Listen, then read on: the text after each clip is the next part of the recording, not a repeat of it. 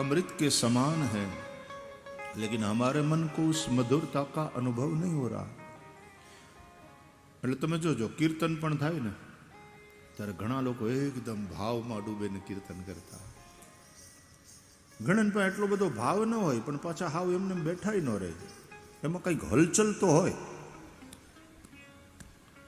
તાળીઓ પાડે, ડોલે ખરા અને નામે લે, અને ઘણા ગમે એટલું કીર્તન હાલતું હોય, ગમે એટલું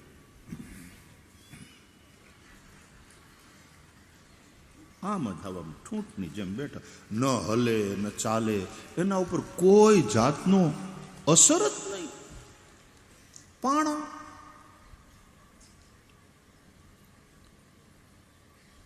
કેમ?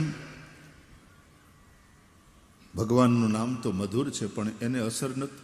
જેટલા મનમાં પાપ વધારે હશે, મનની મલિનતા વધારે હશે, મનની જડતા વધારે હશે, અસર નહીં થાય. અને એક જણો એવો છે કે ભગવાનનું નામ કાનમાં પડે તો એ રડી પડે, એની આંખો ભીંજાઈ જાય. હરિબોલ હરિબોલ કરે ને ચૈતન્ય દેવ, એની મસ્તી છલકાય. કારણ એટલી સંવેદનશીલતા.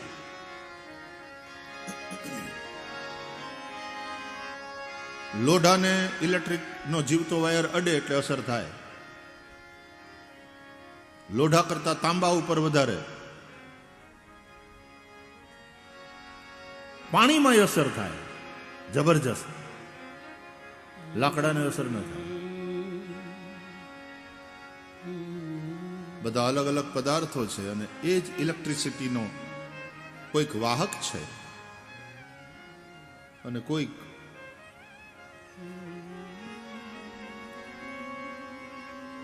એની કઈ અસર થતી નથી. મનમાં પાપને લઈ, મલિનતાને લઈને જે જડતા છે એને કારણે ભજનમાં રુચિ થતી નથી, ભગવાનના નામની અસર થતી નથી. તો ભગવાનનું નામ મધુર છે. મીઠું ન લાગે આપણને તો એમાં નામનો વાંક નથી, મીઠી ન લાગે તો મિશ્રીનો વાંક નથી. આપણને જે પિત્તનો રોગ લાગુ પડ્યો એને કારણે મિશ્રી મીઠી નથી લાગતી. મીઠી તો છે, આપણને લાગતી નથી. તો શું કરવાનું? બોલે ભલે નો મીઠી લાગે, મિશ્રીનું સેવન કરો, કારણ કે એ જ મિશ્રી ઔષધિનું કામ કરશે. ધીરે ધીરે ધીરે તમારો પાપનો, પિત્તનો પ્રકોપ શાંત થશે. જેમ જેમ જેમ જેમ પિત્તનો પ્રકોપ શાંત થતો જશે તેમ તેમ મિશ્રીની મીઠાશનો અનુભવ થતો જશે. એમ ભલે ભગવાનનું નામ મીઠું ન લાગે તોય લ્યો. આ કથામાં હું કામ પરાણે બોલાવવામાં આવે?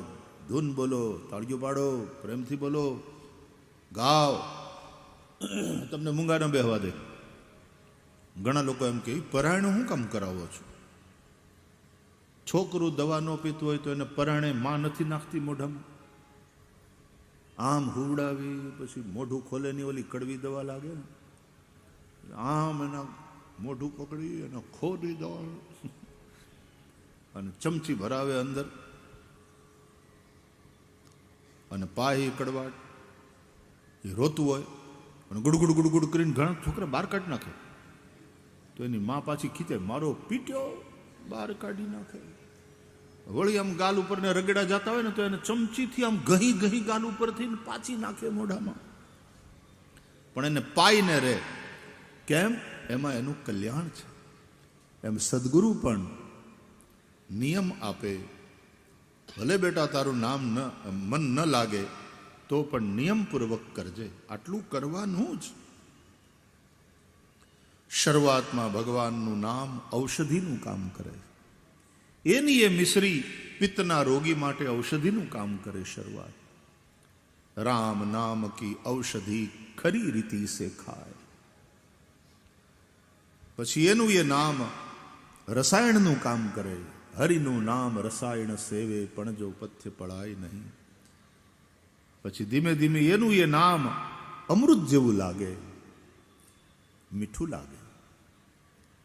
ધન્યાસ્તે કૃતિનઃ પિબંતિ સતતમ શ્રીરામ નામામૃતમ. ત્યારે નામ અમૃત થઈ જાય. અને પછી એનું એ નામ એક સમય એવો આવે કે એનો નશો હોય, પછી એના વગર રહેવાય નહીં. પછી નામ ખુમારી નાનકા ચઢી રહે દિન રૈન. ભગવાન શિવ એ કયો નશો કરે? યા તો એ સમાધિના નશામાં હોય, યા તો નામનો નશો. એ જ શિવ સુખદેવ રૂપે એમ કહે કે આ કથા વગર મારાથી રહેવાતું નથી, કારણ કે મારા ચિત્તને એ રીતે પકડી લીધું છે આ કથાએ. ગૃહિત ચેતા રાજર્ષે આખ્યાનમ યદધીતવાન. તો નशे वाली बात है. નશાવાળા રહી ન શકે, પણ નશો કરવાનો છે હરિકથાનો. ભક્તોને હરિકથાનો નશો, યોગીઓને સમાધિનો નશો, જ્ઞાનીઓ તુર્યાવસ્થામાં ભગવાન શિવ સતત રામનું નામ જપે. તુમ પૂરી રામ રામ દીન રાતી. तुम पूरी राम राम दीन राती. सादर जपहु अनंग अराती.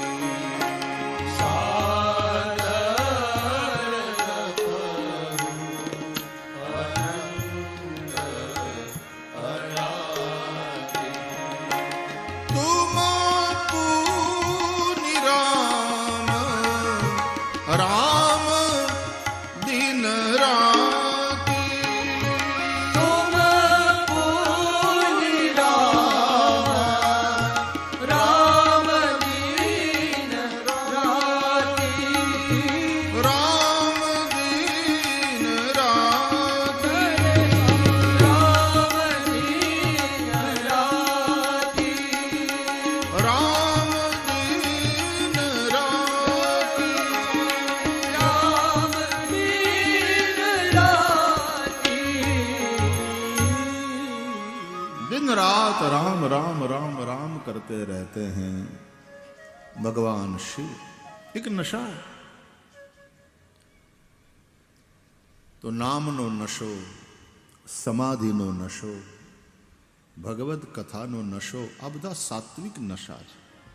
દેવતાઓ સોમરસ પીવે, અને એ સોમરસ એટલે કથા પણ સોમરસ છે વાલા. કેમ? રામ કથા સસી કિરણ સમાના.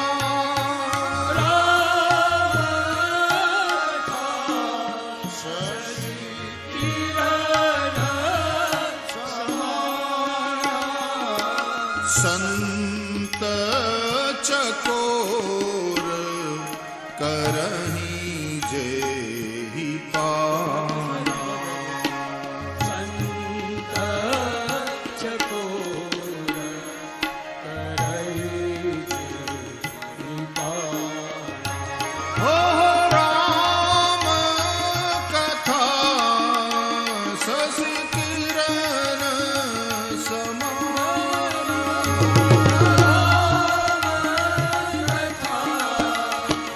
शशि किरण समाना. ससि किरण समाना. शशि किरण समाना. ससि किरण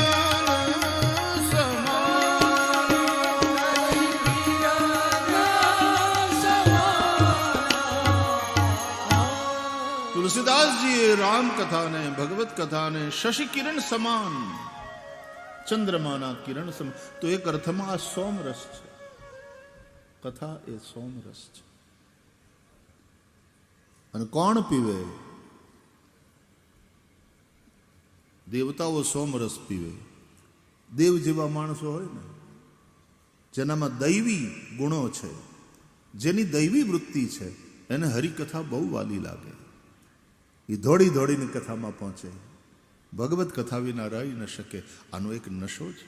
પણ આ સાત્વિક નશો છે, આ દેવતાઓનો નશો છે. ચંદ્રમાનો સંબંધ રસ સાથે છે,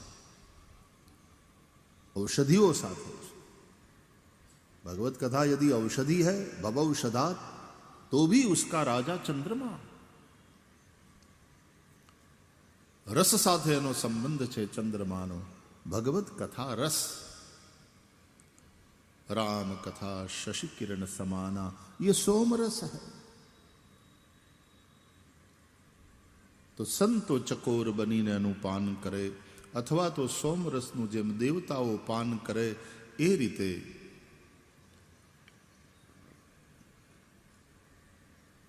શ્રોતાઓના બુદ્ધિમાં જે અગ્નિ હોય ને, આગ, જાણવાની આગ, જિજ્ઞાસા, એ આગને, એ અગ્નિને કહેવાનું અગ્ને સોમમ પીબા.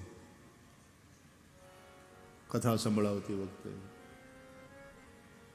એટલે વક્તા સોમરસની આહુતિ આપે છે. વ્યાસપીઠ ઉપર બેઠો બેઠો બોલે છે ત્યારે શ્રોતાઓની અંદર જે અગ્નિ છે, જાણવાની આગ, સાંભળવાની ભૂખ, એમાં સોમરસની આહુતિ.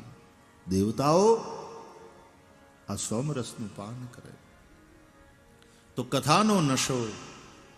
પછી જ્યારે કથા વિના એક તો પરાણે કોક આવે ને બેઠા હોય, ઈ કાંઈ અસર ન થાય કથાની. બીજા કથા સાંભળીને ડોલતા હોય, એને ઘણી બધી જાણવાની કામની વાતો મળે, કથામાંથી પ્રેરણા મળે. અને ત્રીજા પછી કથા વગર રહી ન શકે. દોડી દોડીને જ્યાં કથા હોય.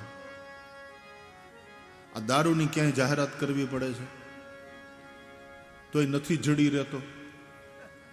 અહીં તો બંધી છે, નહીં તો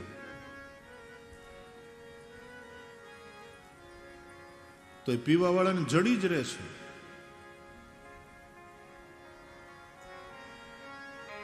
એની કોઈ જાહેરાત નથી કરવી. જાહેરાત તો હોય જ નહીં. મૂંગા મૂંગા